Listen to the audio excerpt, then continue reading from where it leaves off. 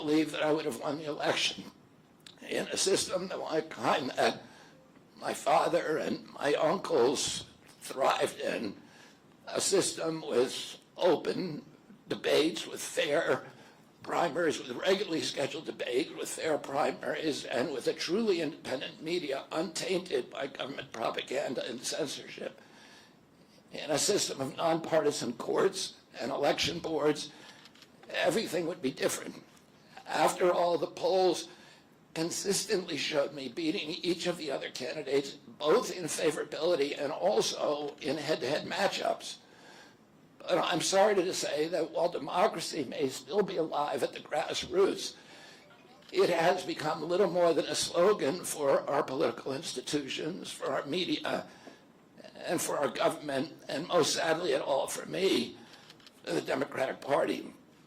In the name of saving democracy, the Democratic Party set itself to dismantling it, lacking confidence in its candidate, that its candidate could win in a fair election at the voting booth.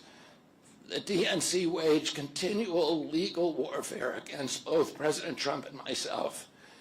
Each time that our volunteers turned in those towering boxes of signatures needed to get on the ballot, the DNC dragged us into court, state after state, attempting to erase their work and to subvert the will of the voters who had signed those petitions.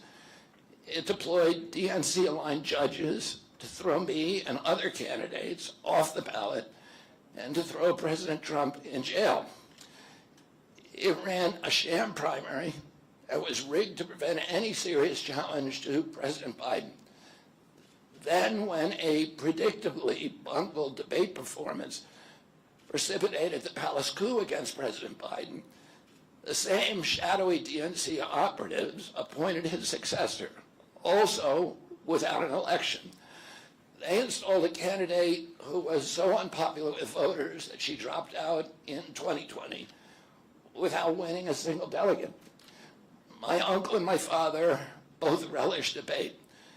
They prided themselves on their capacity to go toe-to-toe with any opponent in the battle over ideas. They would be astonished to learn of a Democratic Party presidential nominee who, like Vice President Harris, has not appeared in a single interview or an unscripted encounter with voters for 35 days. This is profoundly undemocratic. How are people to choose when they don't know